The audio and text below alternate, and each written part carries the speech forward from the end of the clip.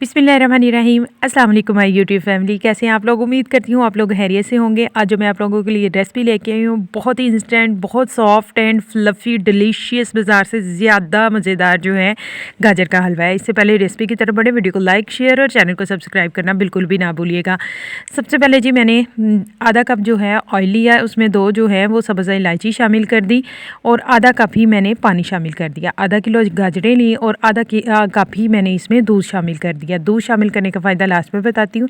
अब pressure cooker को करेंगे बंद करने के बाद इसको 10 मिनट वेट लगाएंगे। 10 मिनट पकने के बाद जो है इसको मैं खोल लूँगी और खोलने के बाद आप देखेंगे कि जो दूध मैंने इसमें शामिल किया था, अब मुझे खोया वगैरह डालने की ज़रूरत नहीं है। अब मैंने इसको अच्छी तरह से गाजरों को करना है मैश। मेरे पास मैशर नहीं था, मेरे पास ये अवेलेबल था, तो मैंने इसी के साथ इनको मैश किया। मैश करने के बाद जो है इनकी करनी है हमने बुनाई। अच्छी तरह से करेंगे बुनाई करने के बाद जो है वो इसमें आप चीनी शामिल करेंगे, यानी शुगर शामिल करेंगे। ये आप अपने टेस्ट के हिसाब से शामिल कर सकते हैं। मैंने 3 टेबलस्पून इसमें भर के शुगर के शामिल किए।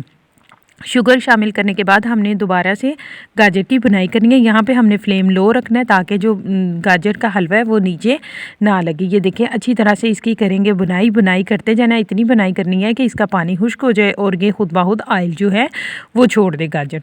ये देख सकते हैं यहाँ पे बुनाई हो चुकी थी कंप्लीट। यहाँ पे मैंने बादाम, पिस्ता और मैंने अखरोट और इसके साथ जो है मैंने खुश्क मेवा जात में लेके इसमें मैंने शामिल कर दिए। शामिल करने के बाद अच्छी तरह से मिक्स करेंगे।